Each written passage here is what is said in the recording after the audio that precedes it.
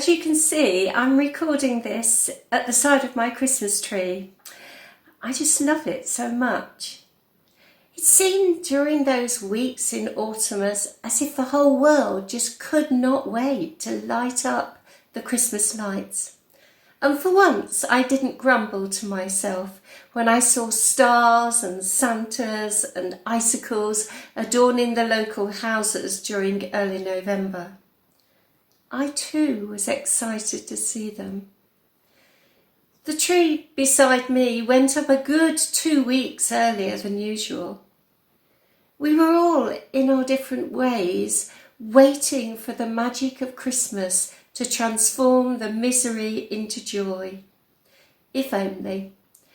The message of the Christ child is not about magical transformations. 2020 can definitely be said to have had a character all of its very own. We've been forced into a different way of being, and what has struck me has been the part that waiting has played. These are, as usual, my thoughts, and of course your thoughts will be completely different. But there you go. Waiting is not something that's been highly prized hitherto. Activity has been prized, keeping busy, being active right to the very end. Waiting has always been around, of course, waiting for the bus, the train, waiting to see the doctor in the waiting room, or those interminable queues in the supermarket, waiting for that important letter or email or that phone call. Waiting for the kettle to boil, waiting for the sound of the car in the driveway. We've all experienced these. There's something about waiting that heightens the nerves. The expectation and longing for the bus to come makes me hear it before it's there. The watch kettle never seems to boil, and waiting to hear that car drive up the driveway when you're expecting a family member to be home and they're not there, it plays in the stomach and in the head.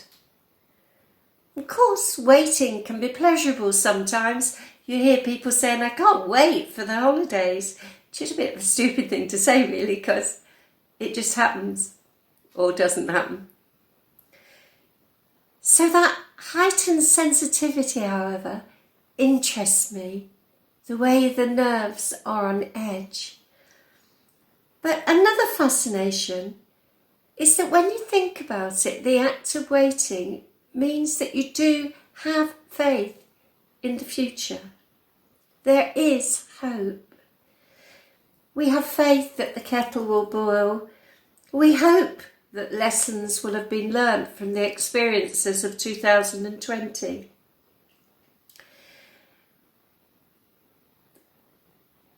We have faith that the bus will come.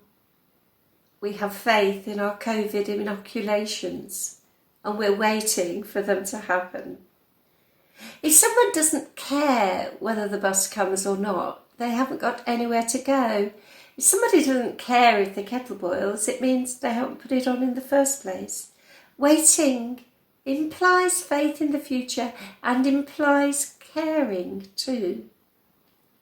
In a way, we are engaged with whatever power it is that makes that clock turn.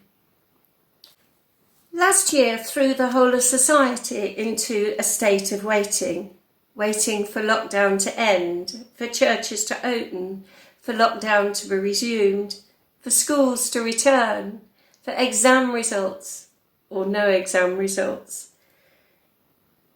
But there was also waiting to hear the birds singing, waiting to see if that robin will return to be by your spade, waiting to listen to that piece of music.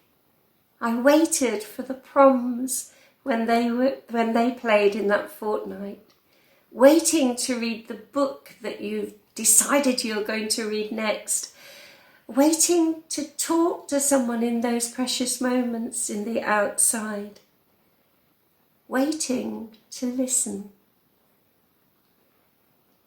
I like to think that it made us more appreciative of what waiting can mean, and of being in that state of waiting, and of the things that happen afterwards. And of course, there's always another side to the coin.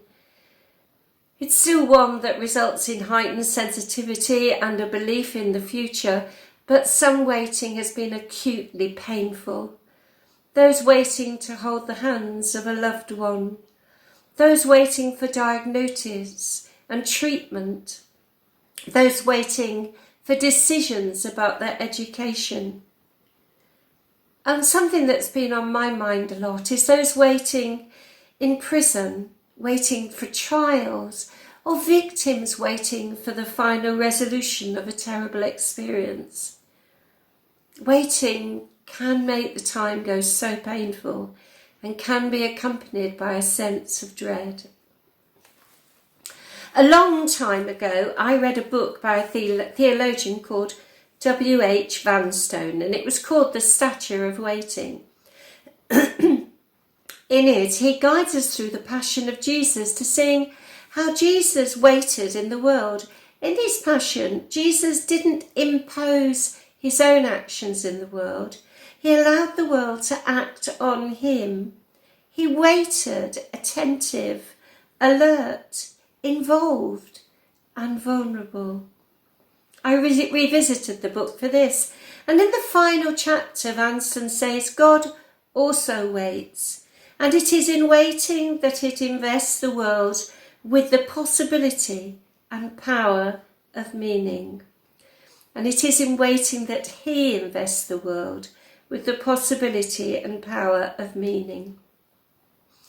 Waiting forced upon us may be, gifted to us may be, a reflection maybe of our being made in the image of God. We all wait and will continue to do so in many different guises, but it is a shared activity, shared with a caring, loving God.